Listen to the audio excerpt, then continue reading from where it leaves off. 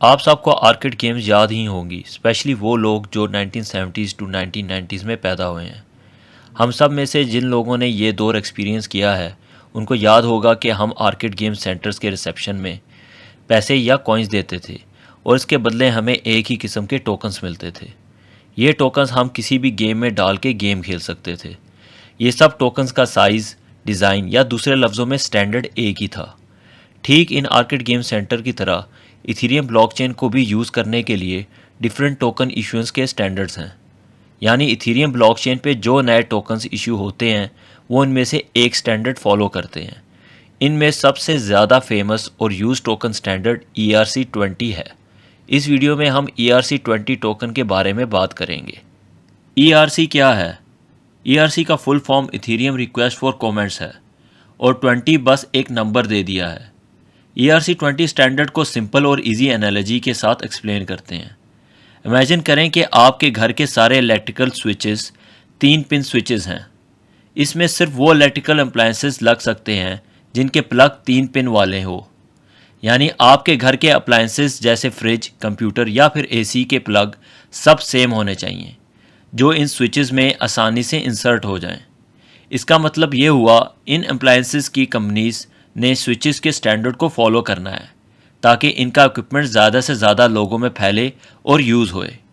ठीक 3 pin electrical switches की तरह अगर इथीरियम ब्लॉकचेन को कंपेयर करें, इसके ऊपर सिर्फ वो टोकन्स या कॉइन्स चल सकते हैं जो इथीरियम का स्टैंडर्ड फॉलो करें, जिसको कहते हैं ERC20 स्टैंडर्ड्स। यानी इथीरियम ब्लॉकचेन पे नए टोकन्स लॉन्च करने के लिए आपको इथीरियम के सेट हुए हुए रूल्स या कानून फॉलो करने पड़ेंगे। अगर आप फ्रिज, कंप्यूटर या AC प्लग्स की मिसाल को कंपेयर करें 3 टोकन के साथ, यूनिस्वाप टोकन, आवे टोकन या बैट टोकन, ये 3 टोकन्स इशू हुए थे इथीरियम ब्लॉकचेन पे ERC20 स्टैंडर्ड्स की हेल्प से। यानी इनको ERC20 स्टैंडर्ड्स फॉलो करने पड़े थे ताकि इन कंपनीज के प्रोजेक्ट के टोकन्स इथीरियम नेटवर्क में ट्रांसफ़र और आसानी से यूज़ हो सकें, बिल्कुल अप्लायंस कंपनीज की तरह। तो अब हम कह सकते हैं कि ERC20 टोकन एक स्टैंडर्ड या गाइडलाइन है नए टोकन्स को लॉन्च करने के लिए इथीरियम ब्लॉकचेन के ऊपर। ये ERC20 स्टैंडर्ड या रूल्स कुछ इस तरह हैं। इसके 3 ऑप्शनल रूल्स हैं और 6 मैंडेटरी रूल्स हैं।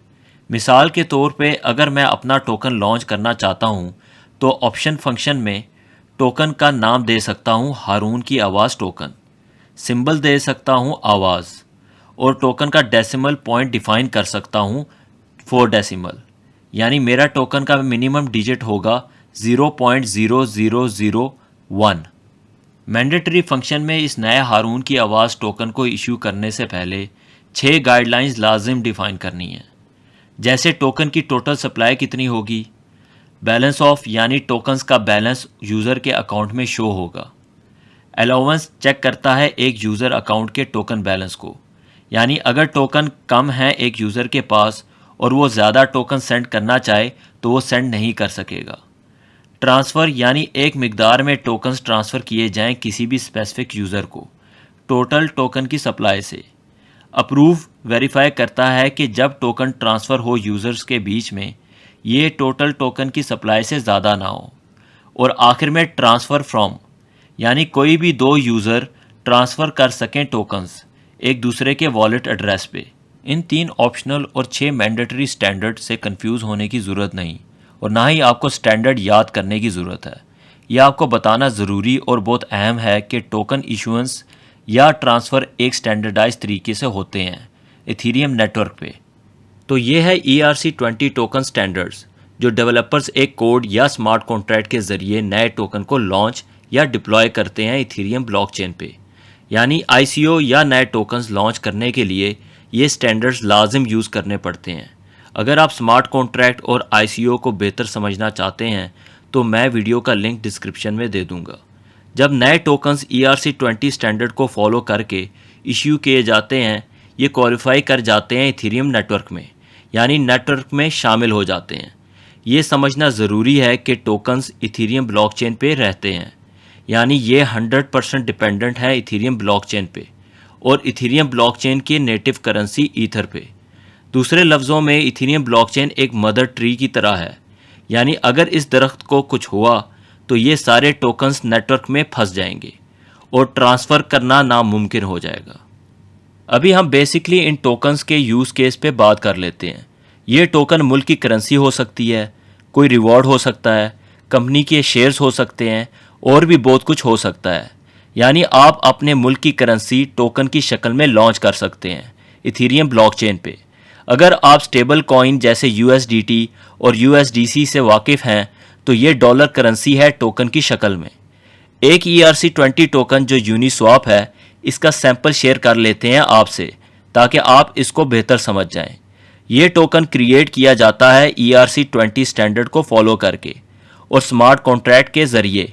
ये स्मार्ट कॉन्ट्रैक्ट ना सिर्फ स्पेसिफिक टोकन क्रिएट करता है बल्कि इस टोकन की ट्रांजैक्शंस को हैंडल करता है और इस टोकन होल्डर के बैलेंस को ट्रैक भी करता है।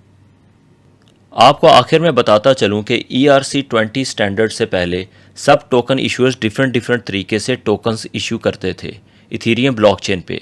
यानी कोई एक स्टैंडर्ड या करेक्ट रूल्स डिफाइंड नहीं था जिस पे डिफरेंट क्रिप्टो एक्सचेंजेस और क्रिप्टो वॉलेट्स को टोकन ट्रांसफ़र करने में मुश्किल पेश आती थी, जिसकी वजह से ये एक्सचेंजेस और वॉलेट्स हर डिफरेंट किस्म के टोकन का कस्टम कोड बार बार लिखते थे। ERC20 स्टैंडर्ड्स के आने के बाद टोकन क्रिएशन स्टैंडर्डाइज्ड हो गया और ट्रांसफ़र करना भी आसान हो गया। इसलिए अब क्रिप्टो एक्सचेंजेस और वॉलेट्स नए टोकन्स जल्दी और आसानी से लिस्ट कर लेते हैं और ट्रांसफ़र करना भी आसान है।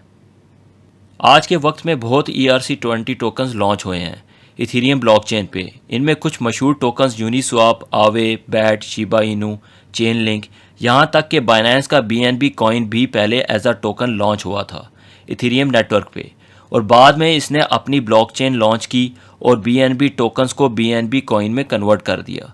एक बात का ख्याल रखना ज़रूरी है कि टोकन और कॉइन डिफरेंट हैं। लोग अक्सर इन दोनों को इंटरचेंजेबली यूज़ करते हैं, यानी फ़र्क नहीं करते। इन दोनों के फ़र्क को किसी और वीडियो में डिस्कस करेंगे। होपफुली आपको मेरी वीडियो बोर लगी होगी, लेकिन मैंने ये वीडियो बनाना ज़रूरी समझा क्योंकि मेरे काफ़ी दोस्त ERC20 या टोकन्स को समझते नहीं थे। अगर आप इस वीडियो की टॉपिक के रिलेटेड कुछ पूछना चाहते हैं तो please feel free to ask questions in the comment sections. मैं आपके कमेंट ज़रूर पढ़ूंगा और जवाब भी ज़रूर दूंगा। तब तक के लिए take care and see you soon.